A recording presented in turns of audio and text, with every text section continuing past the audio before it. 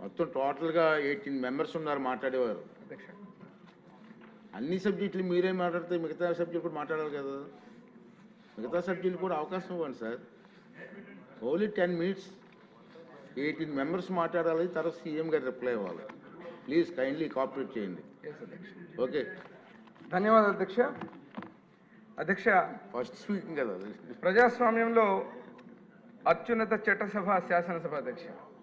అధ్యక్ష, ఈ శాసనసభలో 16వ అసెంబ్లీ 3వ సెషన్లో నా తోటి సహచరులు శాసనసభ్యులు కూన రవికుమార్ గారు గవర్నర్ గారి తీర్మానానికి ధన్యవాదాలు చెప్పేటువంటి ఈ తీర్మానాన్ని ప్రవేశపెట్టి ఆ తీర్మానాన్ని బలపరిచే అవకాశం కల్పించినటువంటి స్పీకర్ గారైన తమరికి, ముఖ్యమంత్రి వర్యులు నారా చంద్రబాబు నాయుడు గారికి, ఉప ముఖ్యమంత్రి వర్యులు పవన్ కళ్యాణ్ గారికి, మా యువ నాయకులు విద్యాశాఖ మంత్రులు నారా లోకేష్ బాబు గారికి ధన్యవాదాలు తెలుపుతూ అధ్యక్ష, గవర్నర్ గారి ప్రసంగంలో నిన్న మీరు చూస్తే ఈ ప్రభుత్వం యొక్క ఉక్కు సంకల్పం, ఇటు సంక్షేమం, అభివృద్ధి, రాష్ట్ర సర్వతోముఖాభివృద్ధికి మొత్తం కూడా గత 5 సంవత్సరాలుగా వచ్చిన వారసత్వ సంక్షోభాలను ఎదుర్కొంటూ ఈ 8 నెలల్లో జరిగినటువంటి కార్యక్రమాలతో పాటు భవిష్యత్ కార్యాచరణ కూడా చెప్పడం జరిగింది అధ్యక్ష. అధ్యక్ష, ఈ సందర్భంగా ఒక విషయాన్ని చెప్పదలుచుకున్న అధ్యక్ష, తమ ద్వారా స్వేచ్ఛగా జన్మించిన మానవుడు సర్వత్రా సంఖ్యలలో బందీ ఉన్నాడని ఒక ప్రఖ్యాత రచయిత రూసో తన సోషల్ కాంట్రాక్ట్ గ్రంథంలో పేర్కొనడం జరిగింది అధ్యక్ష.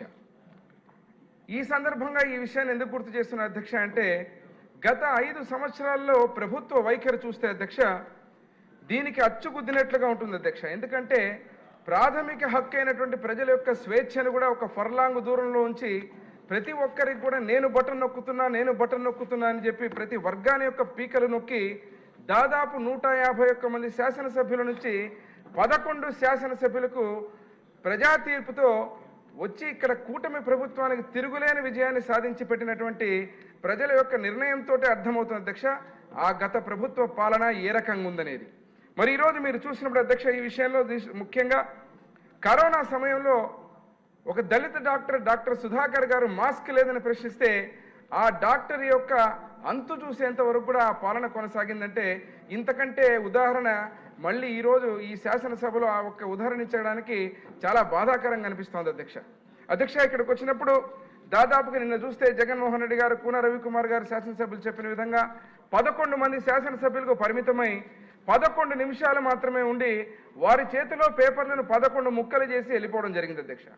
అంటే 5 సంవత్సరాలు ఆ రోజుల్లో నుంచి వారి పాలనలో ఏ పాయింట్ లేనటువంటి .0 పరిపాలనతో అన్ని రంగాలను, అన్ని వర్గాలను సర్వనాశనం చేసి మళ్ళీ వారు మాట్లాడుతుంటే చాలా హాస్యాస్పదంగా అనిపిస్తుంది అధ్యక్ష.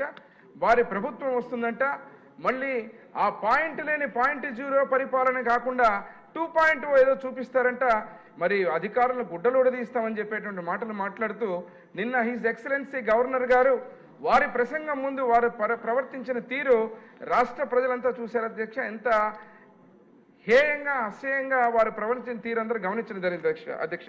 మరి ఈరోజు చూస్తే అధ్యక్ష ఒక విషయం, రాష్ట్ర అభివృద్ధి గురించి కానీ సంక్షేమం అంటే బిఫోర్ వైసీపీ అధికారంలో వచ్చిన తర్వాత రాష్ట్రం ఆఫ్టర్ వైసీపీ ఎలా ఉందనేది ఈరోజు ఒక ఉదాహరణ ఇచ్చుకోవాల్సిన పరిస్థితి అధ్యక్ష. చరిత్ర ఒకసారి చూసుకుంటే 1990లో 90స్లో అధ్యక్ష కీర్తిశేషులు నా తండ్రి బివి మోహన్ రెడ్డి గారు కూడా మున్సిపల్ శాఖ మంత్రులుగా ముఖ్యమంత్రి వారు నారా చంద్రబాబు నాయుడు గారు ఆ రోజు వారి యొక్క విజన్ తోటి హైదరాబాద్లో ఉన్నటువంటి బుద్ధ పౌర్ణిమ ప్రాజెక్టు కానీ, అదే రకంగా ORR కానీ, అదే రకంగా గచ్చిబౌలి phase 1 phase 2 కానీ, అదేవిధంగా అక్కడ ఉన్నటువంటి హైటెక్ సిటీ, ఫైనాన్షియల్ డిస్ట్రిక్ట్ ఇలా చెప్పుకుంటూ పోతే అనేక విజన్ తోటి వారు ఆ రోజు చెప్తే అపహాస్యం చేసి మాట్లాడారు అధ్యక్ష. మేము ఇంకా అప్పుడు చదువుకునేటువంటి వయసు. మరి అటువంటి పరిస్థితుల్లో ఈరోజు ప్రపంచ దేశాలంతా కూడా ఈరోజు ముఖ్యమంత్రి వర్యులు నారా చంద్రబాబు నాయుడు గారి విజన్ని, ఆ యొక్క హైదరాబాద్నే కాకుండా రాష్ట్రాన్ని డెవలప్ చేసిన విధానాన్ని ప్రపంచ పటంలో నిలిపి హైదరాబాద్ని ఈరోజు ప్రతి ఒక్కరూ కొనియాడేటువంటి పరిస్థితి అధ్యక్ష.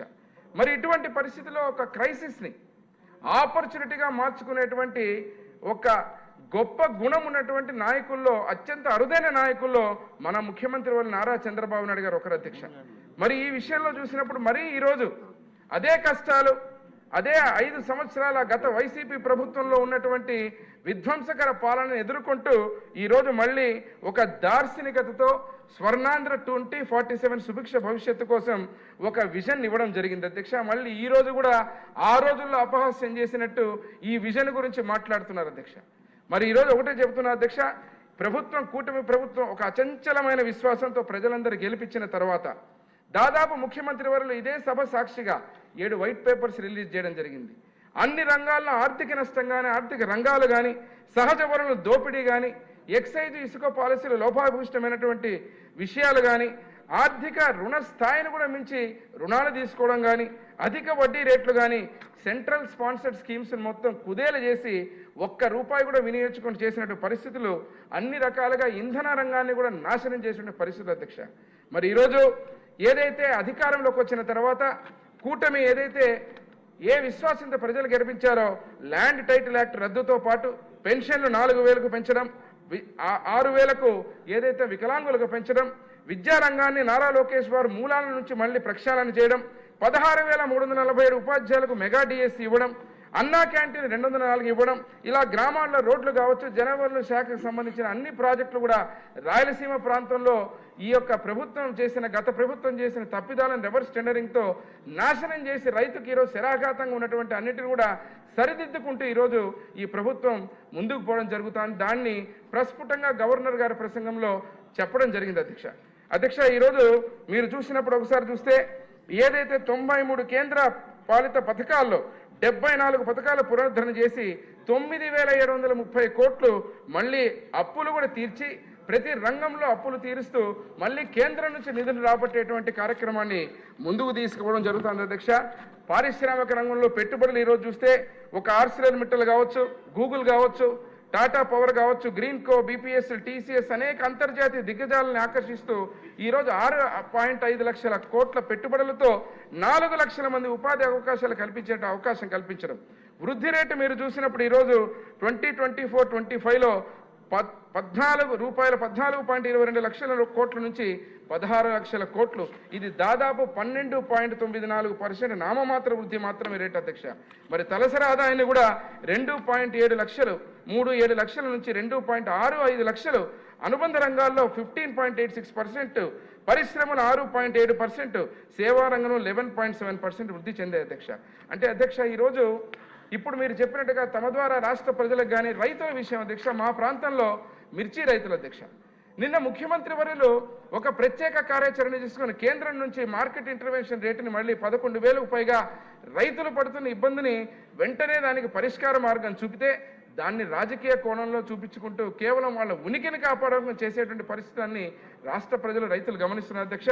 ఈరోజు ముఖ్యంగా ఏదైతే నదుల అనుసంధానం అధ్యక్ష, పోలవరం నుంచి బనకచెర్లకు నదుల అనుసంధానంతో ఈరోజు ఎవరూ ఆలోచించినటువంటి నిర్ణయాన్ని చేస్తూ ఒక గేమ్ చేంజర్గా ఈరోజు రాష్ట్ర సంక్షోభంలో ఉన్న, ఆర్థిక ఇబ్బందులున్న కేంద్ర సహకారంతో వాటిని ముందుకు తీసుకుపోయిన సంకల్పం అధ్యక్ష, ఒక గొప్ప సంకల్పం అధ్యక్ష.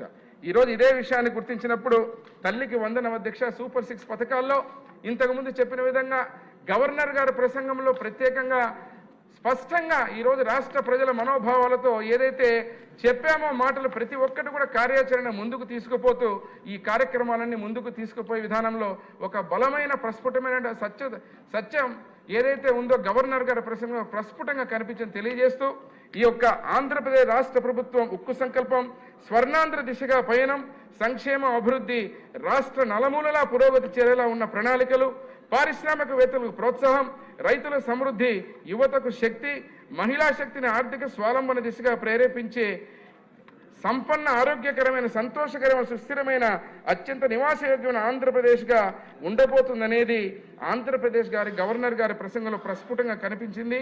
అదే రకంగా సహచర శాసనసభ్యులు కూన రవికుమార్ గారు ప్రవేశపెట్టిన తీర్మానం